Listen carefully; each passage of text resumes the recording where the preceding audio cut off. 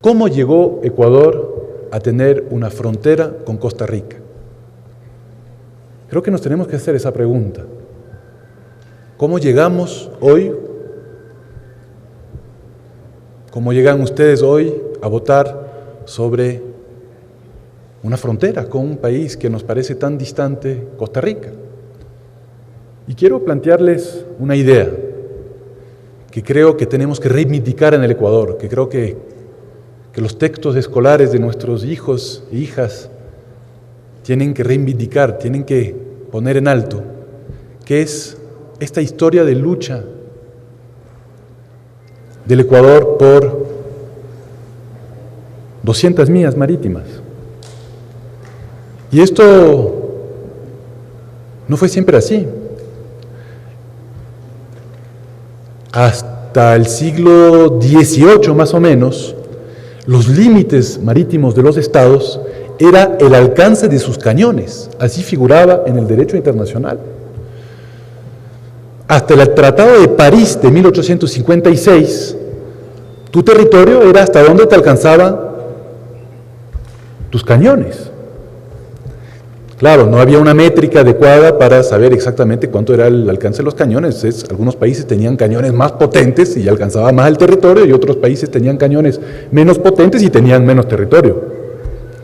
En 1856, en el Tratado de París, los países se pusieron de acuerdo que eso no podía seguir así, que eso era medio caótico y que por ende tenía que haber un acuerdo, un tratado internacional sobre el alcance del territorio marítimo de cada uno de los países. Y se pusieron de acuerdo que ese debería ser de 3 millas marinas. 3, no 200. Claro, esto significó que ya con los avances tecnológicos del siglo XX, sobre todo después de los grandes avances tecnológicos fruto de la Segunda Guerra Mundial, en donde realmente la tecnología marina se sofistica muchísimo, principalmente con razones bélicas, pero luego eso tuvo aplicaciones civiles. Vemos que en la década del 40 del siglo XX ya buques pesqueros de gran calado, de gran capacidad y además con capacidad de refrigeración. Esto fue una verdadera revolución en el mar. Buques con capacidad de refrigeración podían viajar grandes distancias, pescar en aguas muy ricas, ictiológicamente hablando, y regresar a puerto con pescado congelado. Y es lo que pasó, por supuesto, con la industria pesquera, principalmente atunera de California, en los Estados Unidos, con sede principalmente en San Diego. La industria pesquera de San Diego, después de haber agotado los recursos con una pesca muy intensa, agotado los recursos ictiológicos de la costa de California, empezó primero a bajar hacia Perú y luego, insisto, con estos avances tecnológicos, con buques de gran capacidad, con redes inmensas, estamos hablando de redes de decenas de kilómetros, incluso ya redes de centenares de kilómetros de grande, ¿no? Imagínense redes que arrastran, pues la pesca de arrastre, pescados sobre centenares de kilómetros, finalmente llegaron a las ricas aguas de pesca del Ecuador, de Perú y de Chile. Tanto es así que hacia finales de la década del 40, inicios de la década del 50, y nuestros abuelos son testigos de aquello, desde las playas de Manta, de Puerto López, de Manglar Alto, de Salinas, se podía apreciar desde las playas inmensos buques pesqueros norteamericanos que depredaban nuestros océanos y que dejaban, por supuesto, nuestros pescadores en aquel entonces artesanales, desamparados, ya con un mar vacío que había sido absolutamente depredado. Esto es importante, porque fueron Ecuador, Perú y Chile, que en el año 1952 se unieron en Santiago. No éramos exactamente vecinos muy cercanos en términos políticos. 1952, apenas 11 años después de la guerra entre Ecuador y Perú, ¿no? Una relación muy tensa entre los tres países, pero se pusieron de acuerdo que ahí había un interés mayor, un interés de soberanía, incluso alimenticia, de soberanía en cuanto al manejo de los recursos ictiológicos, y se citaron en Santiago en 1952, en donde se hizo la primera declaración de la historia de la humanidad de 200 millas, en Santiago, Ecuador, Perú y Chile hicieron la primera declaración de que debemos tener un territorio no de 3 millas, como era en aquel entonces el derecho internacional, el marco internacional, pues, sino de 200 millas. ¿Por qué 200 millas? Porque se calculó que la corriente de Humboldt, que es la que nos permite tener esa riqueza marina y geológica que sube de la Antártica hasta las Islas Galápagos, se da la vuelta y vuelve a bajar, esa corriente de Humboldt tenía 200 millas de ancho y era en esa corriente que necesitábamos nosotros tener soberanía. Entonces el régimen de las 200 millas, y voy a volver a hablar de eso, no es 200 millas arbitrarias que se inventó algún técnico en Estados Unidos, en Europa, en China, no, se inventó de acuerdo a las realidades geográficas, marítimas, ictiológicas de nuestra costa ecuatoriana, peruana y chilena. Esto no lo sabe la gente, es muy importante que lo reivindiquemos, porque yo sostengo que es uno de los mayores triunfos diplomáticos de la historia del Ecuador, que ahora estamos plasmando, por supuesto, en la Revolución Ciudadana a través del cierre de nuestras fronteras. ¿Qué pasó? Que por supuesto los Estados Unidos y algunos países, grandes potencias pesqueras, Noruega, algunos países europeos dijeron 3 millas a 200 millas, están ustedes locos, eso no tiene, es imposible, están locos.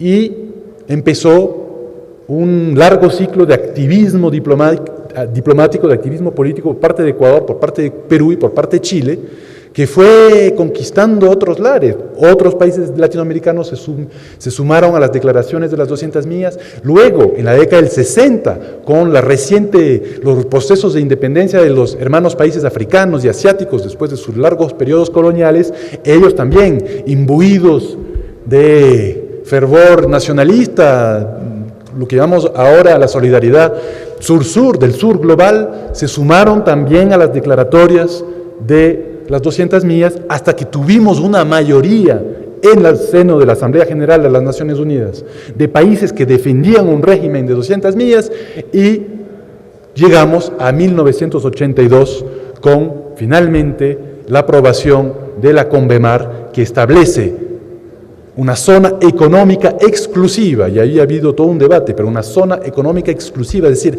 absoluta soberanía de los países sobre los recursos ictiológicos, del subsuelo, del lecho submarino, etcétera, etcétera, en las 200 millas. Esto no fue fácil, esto fue una lucha, una política exterior militante, altiva, sur-sur, que tuvo sus reveses. Recordemos que tuvimos hasta embargo de ventas de armas de 1968-69 por parte de la administración del presidente Richard Nixon en Estados Unidos, porque estábamos incautando barcos pesqueros que pescaban en nuestras 200 millas. Probablemente algunos golpes de Estado, uno de los factores, se ha dicho que el golpe de Estado en contra del presidente Carlos Julio Arosemena, uno de los motivos, quizás no el más decisorio, pero uno de los motivos fue porque estaba incautando muchos barcos atuneros norteamericanos. Y de hecho, creo que no es coincidencia que después del golpe en contra de Carlos Julio, en 1963 a 1966, cuando tuvimos el triunvirato, la Junta Carlos Gijón, se llegó a un modus vivendi secreto.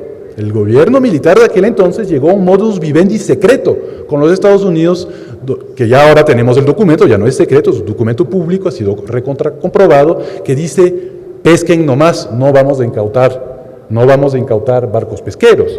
Cuando sale a la luz pública eso en 1966, es uno de los factores de la caída de la Junta Castro Gijón. Hubo una gran manifestación estudiantil diciendo: ese modus vivendi con Estados Unidos es inaceptable y tenemos que volver al régimen de las 200 millas, al que volvió ciertamente el presidente Clemente Yerovi, el presidente Otto Arosemena Gómez, y luego al que volvimos con mucho fervor, mucha fuerza en el quinto velasquismo entre 1968 y 1972, y que también fue retomado con mucha fuerza por el presidente Rodríguez Lara entre el 72 y el 76. Ese es un poco el recuento histórico.